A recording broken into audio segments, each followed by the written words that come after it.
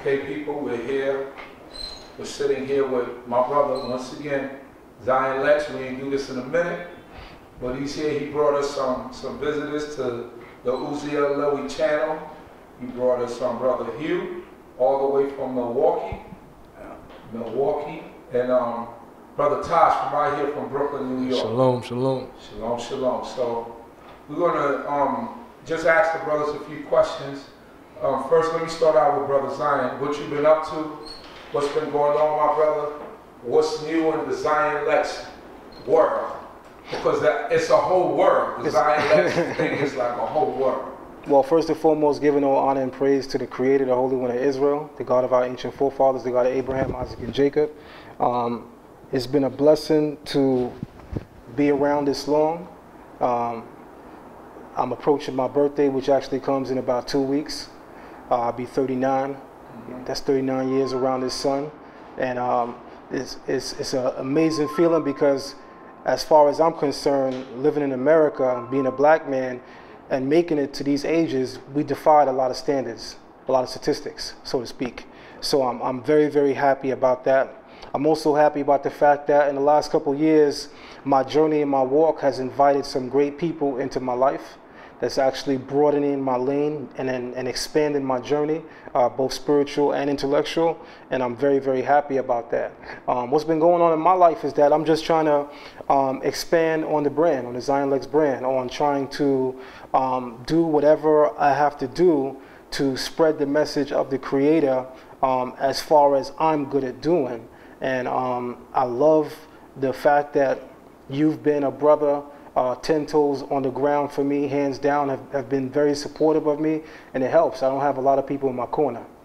So I want to say salute to you openly. We always talk off the line, but I want to say salute to you openly for being there as a brother for me, because it's helped me tremendously. The next step, I didn't get a chance to talk about this on camera, but I'm going to announce it now. You already know. I actually purchased some office space right here in Brooklyn. So as we step into November and absolutely into 2019, we actually have Zion Train Studios. There you go. You know what I mean? That's the next level. That's the next level.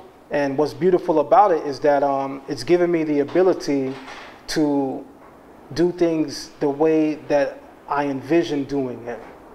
And one thing that I see that benefited me greatly was being on a brother's channel by the name of Sonnet or Sonnet TV. It helped to enhance my brand. It helped to enhance the message that I have for my people and for our people. And the only bad part about being on Sonnet TV was the fact that I didn't get to do things the way that I wanted to. Having this studio, which is also in conjunction with my brother Chief Avdiel Levi, gives us the ability to do things a little different, to do it our way. We want to give everybody an opportunity to come and speak their truth. We want to invite people from all walks of life, both male and female, to speak their truth. This is a time where information is at its zenith, is at its apex. We don't have time to put a muzzle around truth. So I'm very, very thankful and very, very happy. Shout out to my brother Hugh, who came all the way from Milwaukee. This is a very good brother, a very stand-up brother, who's been in my corner publicly and behind the scenes on many different levels. Got to give a shout out to him. Also got to give a shout out to my brother to the left, my brother Tosh from Brooklyn.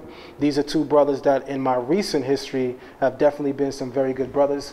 And I decided to invite them to have a dialogue with you and I, to open them up to this channel and open them up to this particular community so that the people can see a little bit of the expansion of ideas, on the expansion of energy and the expansion of personalities in the community.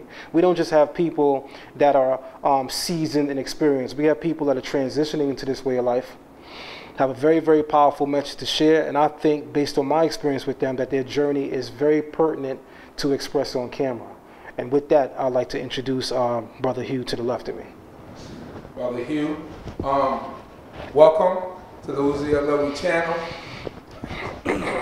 Before we started this interview, we spoke about a little bit about your perception of New York City and what you thought about New York City. Can you share, before we get into a little bit more of the meats and potatoes of this interview, what was your perception of New York City, just on an honest basis, and how you thought about New York City and what's your perception there? I can definitely say prior to last year, 2017, I had made a vow to never come to New York City.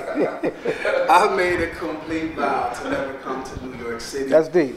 Because I got tired of all of the hype surrounding New York City. I mean, brothers act like Dookie on the ground in New York is different than Dookie on the ground in Milwaukee. And I swear, man, you know, you catch brothers in Milwaukee, man, this Dookie's from New York though, yo. Man, nobody want to hear that. So I vowed to never come, and it wasn't until last year when my wife said, you know, let's go to New York City for our anniversary. And then when I came, it was more than what the hype was real. And I vowed, in particular, one person that did it for me the most, and that was Dame Dash. The way he spoke about New York City was just, I mean, the flagrance, the words that come out of his mouth, the unfortunate arrogance that I, you know, perceived from him made me vow to just, him in particular, never come. But since I've been here, I've come about 6 times since last year. Wow. Yeah, you're almost a New Yorker. Hey, nah. You're almost a New Yorker now. Nah, New York is beautiful to come and visit, but then I gotta get back home to Milwaukee. There you go. Nothing like home. Nothing like home. So it was more than what I had imagined. And you know, getting off the subway, walking on 125th. That in Harlem, that was like a surreal experience. You know what I mean? So it was a very beautiful and very powerful experience. And then just the culture, just the soul of the place. It was more, you know, I was told you don't want to wear your jewelry out there that rob you left and right, but it was the exact opposite. The exact opposite. It was love, actually. So I had a lot of photos with people out here. It was just a lot of love. You know, when I got out here, it's definitely different than what the media hypes it up to be. But the hype is real. You have everything that you want. On you know, every block has like it's its own city. You know what I mean? It's you know, there's nothing that you cannot, you know, have. It really is. It was good. It's a good experience. That's great. And all the way to the right, I guess, or to my right, is Brother Taj. How you doing, Brother Taj? All is well, all is well. Yeah, like Brother Zion said, from Brooklyn, New York. So shout out to Brother Hugh for putting it out there that the hype is real. See, here we go. I had to let it be known because here we go. As a brother that does travel throughout the states, I always just like to, you know, let people know that we are humble. There's a sense of, we have a sense of humility. We make sure of that, and we also gonna show that same type of love, like Big said. Show love is the Brooklyn way, and we make sure that everywhere that we go. But I definitely want to first and foremost, as I should have, give praise to the Most High, just for this space and opportunity for us brothers to build and connect with one another. Nothing is haphazard or nothing is by accident or no coincidence. It's all for a reason. And definitely shout out to Brother Zion Lexx. But yeah, you know, coming from Brooklyn, I've seen a lot of things growing up. I'm 28 years old, so relatively young. But witnessing those things is what helped shape me into this man I am today, and the man I will continue to be. And I think, you know, it's just a beautiful thing to just be able to speak on it amongst brothers, because that's something that we don't get.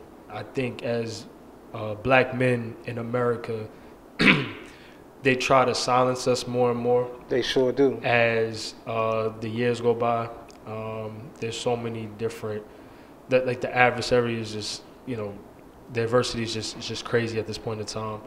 They're making sure that we don't build with one another. We don't get that opportunity to have dialogue. And if we clash and conflict, when we clash and conflict, that it turns into something where the brother has to be dead or the brother has to, you know, be incarcerated. But I think at this point in time, talks like this is helpful because it shows that even if there are any type of differences, we can still come together and just speak on it as black men or just as men in general. That's right.